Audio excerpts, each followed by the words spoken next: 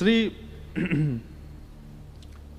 रसिक देव जी महाराज, उनका एक पद में कथा में गाता हूं, भाग्य बड़ो वृंदावन पायो। वो भी बुंदेलखंड में ही जन्मे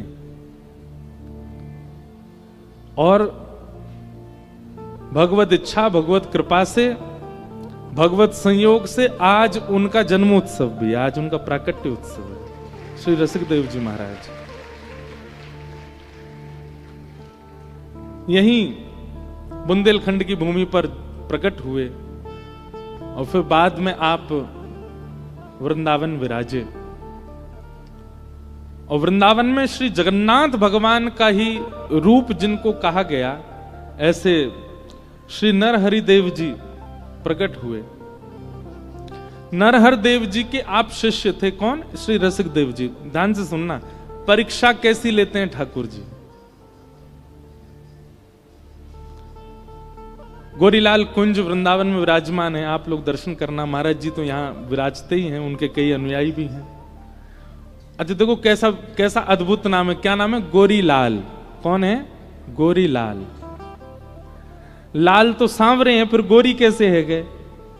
ये अद्भुत रहस्य है, कईयों को नहीं पता होगा। कई लोग गोरीलाल कुंज जाते हों, उनको भी नहीं पता होगा कि गोरीलाल क्यों है। क्योंकि वहां पर लाल जी जो हैं, ठाकुर जी जो हैं, वो श्री जी के रूप में विराज रहे हैं और श्री जी जो हैं वो ठाकुर जी के रूप में विराज रहे हैं। इसलिए लाल जो है वो गोरी का रूप धारण करके बैठे हैं, इसलिए गोरीलाल, गोरीलाल बिहारी। विपरीत श्रृंगार में है, श्यामा श्याम गोरीलाल। तो गोरीलाल ठाकुर जी जिनके माथे विराजे, ऐसे श्री नरहर देव जी के शिष्य हुए श्री रसिक देव जी। तो रसिक देव जी ठाकुर जी से भी ज्यादा, अपने प्रिया प्रियतम से भी ज्यादा स्नेह, ज्यादा श्रद्धा, ज्यादा भाव अपने गुरु के प्रति रखते थे, नरहर देव जी के प्रति।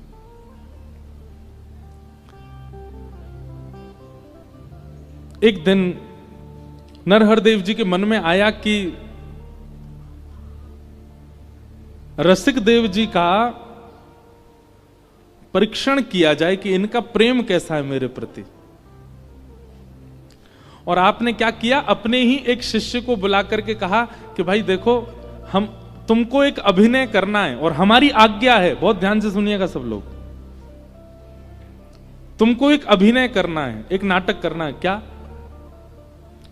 बोले रसिक देव जी पर, रसिक देव जी से तुमको किसी भी प्रकार से विषमता रखनी है, उनसे लड़ना, कभी उनकी शिकायत करना, मतलब थोड़ी नोक झोंक करते रहो उनके साथ में। तो वे मना करने लगे, गुरुदेव ऐसा। बोले नहीं, हमारी आज्ञा है, हमारी आज्ञा का पालन करो। हम रसिक देव जी की भक्ति परखना चाहते हैं कैसी है। ये परखिया भक्ति, ये परखिया स्वभाव श्री कृष्ण का है। और ये परखिया स्वभाव जिनमें हो, समझ जाओ वो भी श्री कृष्ण के हैं, जो गुरु में हो। और परखिया स्वभाव होना चाहिए, परखने का भाव रखना। तो नरहर देव जी ने कहा तुम एक अभिनय करना, रसिक देव जी की कभी शिकायत करना, कभी नोकझोंक करना, कभी कुछ करना।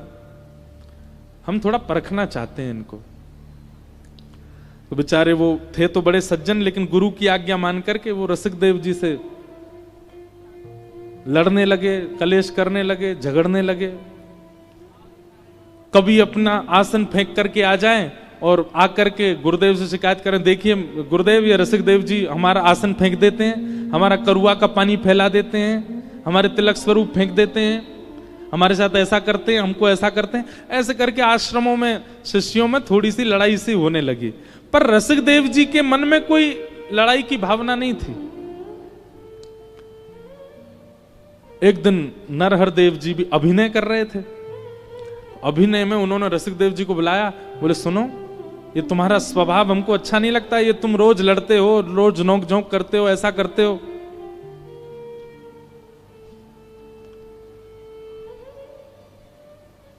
वैष्णव का स्वभाव होता है कि वो ज्यादा सफाइयां नहीं देता। उसकी गलती नहीं है, फिर भी अगर उस पर किसी बात का आरोप लगता है तो वो नीचे नजर करके स्वीकार सहन कर लेगा और नहीं चाहेगा कि वो बताए कि मैंने ऐसा नहीं किया। ये एक वैष्णवी स्वभाव होता है। रसिकदेव जी ने कुछ किया तो था नहीं, लेकिन गुरुजी डांट रहे हैं कि तुम्हारा स्वभाव अच्छा नहीं है, तुम ऐसे आसन फेंक देते हो, ये करते हो, वो करते हो। यहां तक तो ठीक था, लेकिन इसके बाद गुरुजी नाराज होकर के बोले, हमने निर्णय लिया है, बहुत शिकायत तुम्हारी आने लगी है, तुम अब आश्रम छोड़ करके चले जाओ, हमारी सेवा से दूर हो जाओ। ये बात सुन करके रसिकदेव जी तो कांपने लगे, हाथ जोड़ करके बैठ गए। बोले, गुरुदेव आप जो दंड देंगे मुझे सब स्वीकार है, पर आपसे दूर मत कीजिए मुझको। बोले, हम जो दंड देंगे सब स्वीकार है। बोले, हाँ तो हमारी आज्ञा मानो, हमसे दूर चले जाओ, आश्रम छोड़ दो। बहुत सुंदर चरित्र है।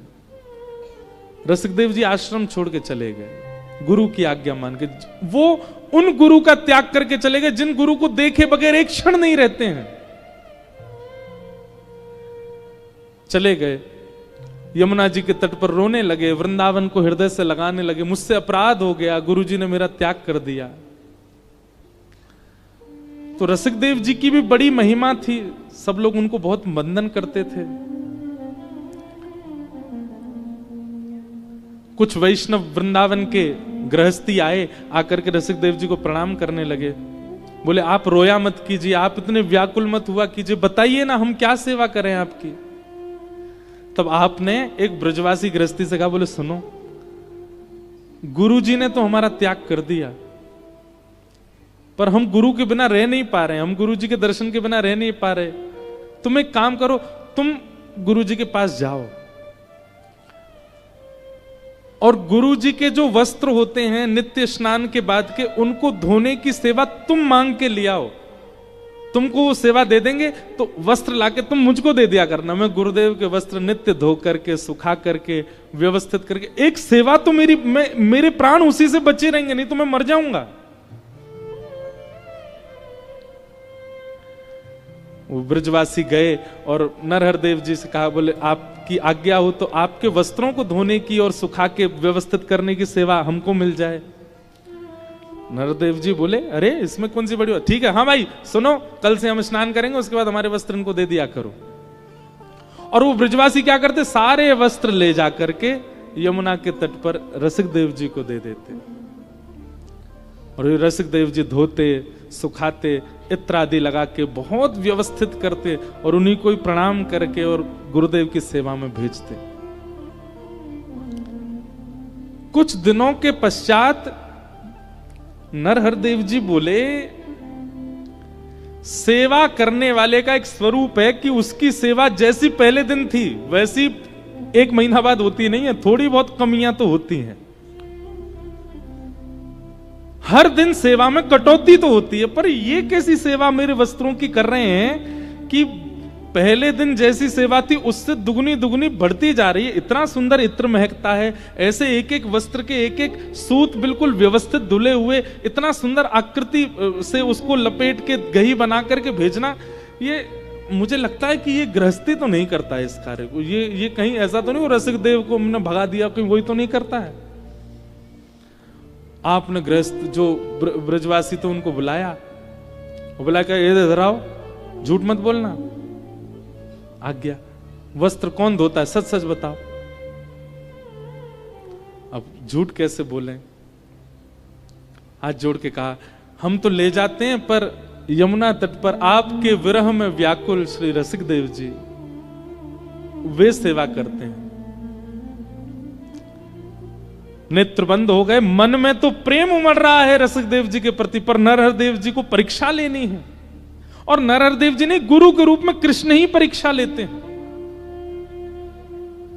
तुरंत आप खड़े हो गए, ताम्रवर्ण कर लिया मुख का और कहा, मुझसे झूठ बोला, धोखा दिया, जिसको हमने अपने से दूर कर दिया उससे वस्त्र धुलवा के लाते हो तुम। उसको जाके कह दो मेरी आज्ञा है, गुरु घर त्याग दिया, अब वृंदावन भी त्याग दे, चला जाए यहां से। और वो बेचारे गृहस्थी तो बड़े व्याकुल हो गए, मेरी आज्ञा है जाकर के कह दो। आप रोते रोते गए और यमुना तट पर बैठे श्री रसिकदेव जी से जाकर के कहा, आज गुरुजी ने बहुत क्रोध में, उनको पता चल गया कि आप वस्त्र धोते हैं और उन्होंने आज्ञा की है कि आप वृंदावन छोड़ के चले जाओ। अब तो इतने व्याकुल हो गए, बोले पहले तो गुरुजी से दूर हो गए, अब वृंदावन से भी दूर। लेकिन गुरु आज्ञा है, रोते बिलखते गिरते पड़ते वृंदावन से भी जाने लगे।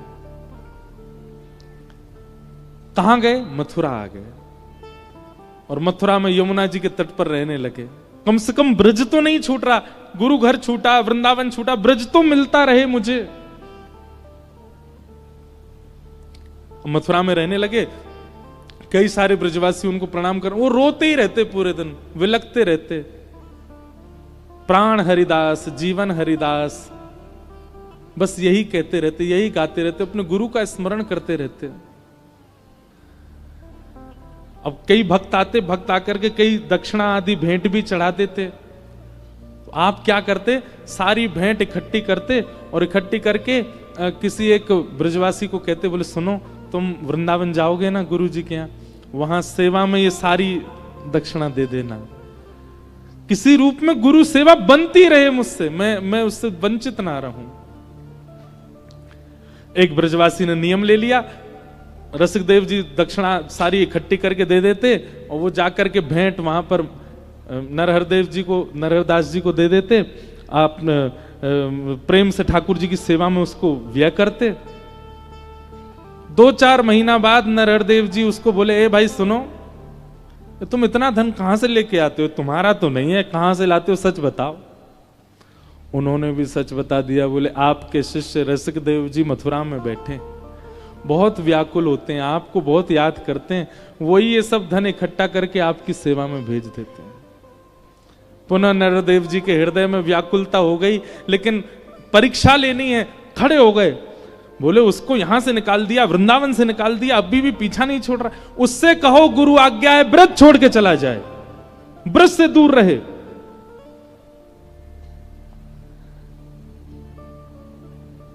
कितना परीक्षण हो सकता है? आप विचार करो, आपकी क्या परीक्षा होती होगी, कैसी परीक्षा लेते हैं ठाकुर जी।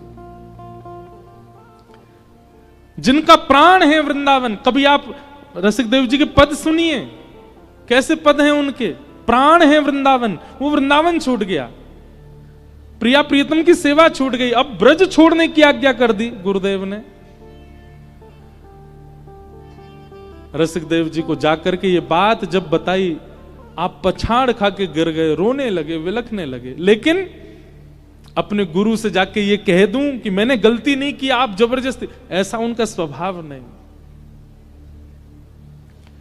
आप जब आश्रम छोड़ के गए थे तो आपके साथ किशोर देव जी आदि कई और भी भक्त चले गए थे। उन सबको संग लेकर के आपने कहा ब्रज से दूर कहां जा सकते हैं। तब आप बुंदेलखंड आए और पुनः बुंदेलखंड में आकर के यहीं सागर के समीप एक गांव में व्यवस्थित हो गए और यहां रहकर के आपकी विरह वेदना, आपके चित्त की व्याकुलता इतनी आर्त हो गई, रात रात भर आप रोते रहते, वृंदावन की याद करके, प्रिया प्रियतम की याद करके, अपने गुरुदेव की याद करके।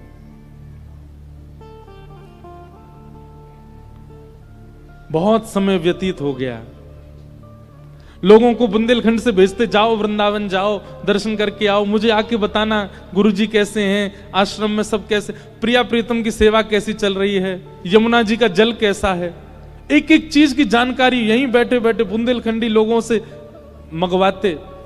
और किसी किसी को कहते गुरुदेव जब प्रसाद पामे ना, उसके बाद उनकी पत्तल ले जा रहे होंगे, उसमें से एक तिनका उठा के ले आना। गुरुदेव जब चल करके जामे, उनकी चरण रज जहां पड़ी हो वो रज उठा के ले आना, और यहीं रह करके आप रज लगाते, कण लेते, ऐसे ही निवास करते। अनेक महीनों बीत गए ऐसे ही,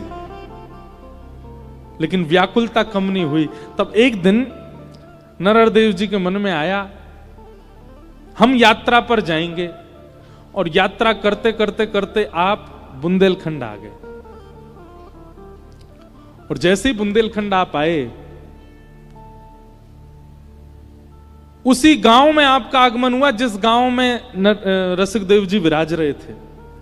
रसिकदेव जी से किसी ने जाके कहा, अरे बधाई हो, आपके गुरुजी पधारे हैं बुंदेलखंड, हमारे गांव में आए हैं, चलो अब आपका विरह दूर होगा, उनके दर्शन कर लो।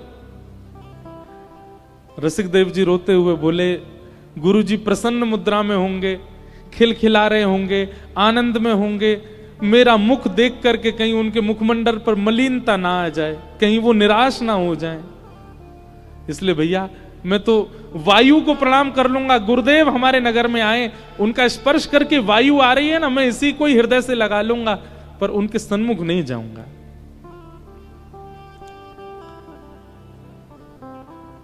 नरदेव जी बुंदेलखंड में किसी गांव में विराज गए, कई सारे वैष्णव घेर करके रसिकदेव जी को बैठे थे और सब कह रहे थे आप चलो।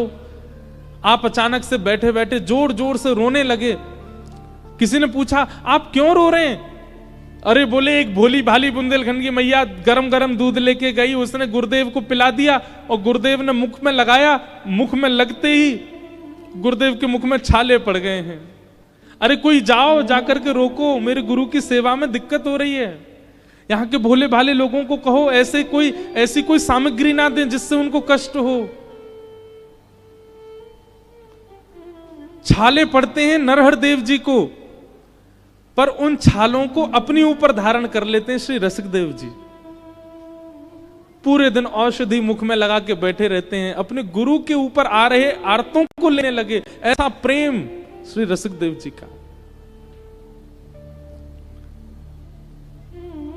ब्रह्म मुहूर्त में सुबह सुबह नरहर देव जी स्नान के लिए नदी के पास जा रहे थे, तभी किसी वृक्ष की टहनी ऐसी निकली थी, वो माथे से लग गई। जैसे ही लगी, सोते हुए श्री रसिकदेव जी उठ करके बैठ गए, सिर पकड़ के बैठ गए। अरे मेरे गुरुदेव के संग कोई जाओ, वो अंधेरे में घूम रहे हैं, उनके माथे पर टहनी लग गई है।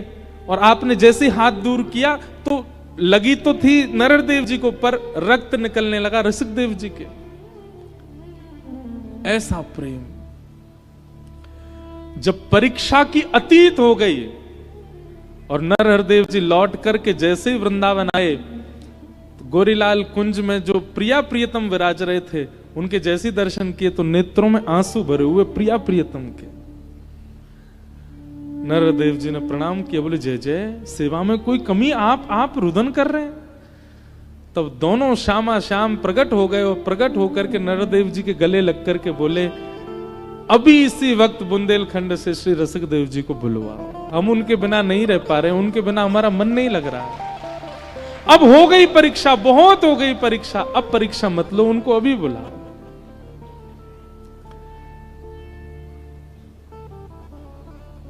नरहर देव जी बोले, बस मैं इसी की प्रतीक्षा कर रहा था। मुझसे दुनिया के हर व्यक्ति ने कहा, हर वैष्णव ने कहा, ब्रजवासियों ने कहा, पर मेरे मन में बस इसी बात की प्रतीक्षा थी, मैं तब तक परीक्षा लूंगा जब तक आप दोनों नहीं कहोगे। ठाकुर जी ने आज्ञा करी, उनको बुलाओ। और रसिकदेव जी को पत्र भेजा कि गुरुदेव अभी वृंदावन बुला रहे हैं, जल्दी आओ। जैसे ही पता चला वृंदावन बुला रहे हैं, आप यहां से पैदल ही दौड़े वृंदावन के लिए और रुके नहीं, गिरते पड़ते छाले पड़ गए। मेरे गुरुदेव बुला रहे हैं, वृंदावन बुला रहा है, प्रिया प्रियतम बुला रहे हैं। और जैसे ही आप गोरीलाल कुंज पहुंचे तो नरहर देव जी ने कहा, अब तुम्हारी परीक्षा पूर्ण हुई, हम तुम्हें कुछ देना चाहते हैं।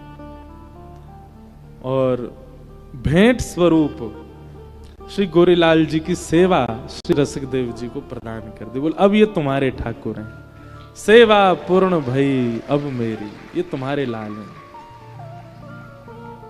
परीक्षाएं बहुत।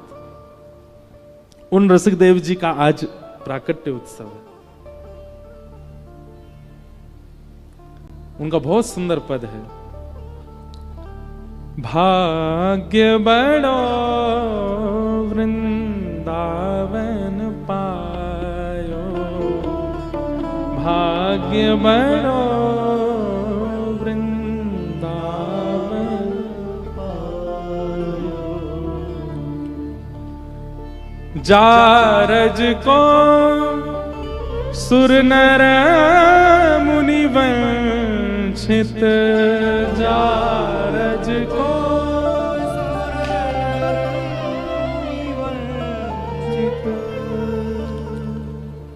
जारज को सुर नर मुनि वंचित, जारज को सुर नर मुनि वंचित, दाम भलो बनियायो, दाम भलो बनियायो,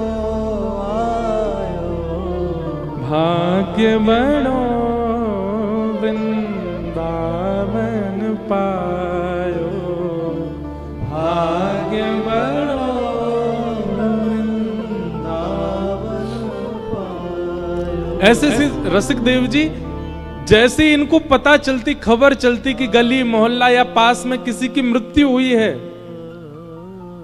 ये तुरंत इस पद को गाने लग जाते और जितने भी लोग रो रहे होते उन सबको जाकर के शांत करते। अरे भैया रोवे की बात नहीं है, ये तो प्रसन्नता की बात है कि याने वृंदावन में प्राण त्यागे हैं। भैया वृंदावन में प्राण त्यागवे को मतलब है निज वृंदावन की प्राप्ति। एक बात याद रखिएगा, विश्व में कहीं भी प्राण त्यागने वाला व्यक्ति स्वर्ग जाता है, नरक जाता है, वैकुंठ जाता है, पर वृंदावन में प्राण त्यागने वाला व्यक्ति पुनर्वृंदावन में ही आता है, उसको फिर वृंदावन ही मिल जाता है, वो वृंदावन से विलग नहीं होता।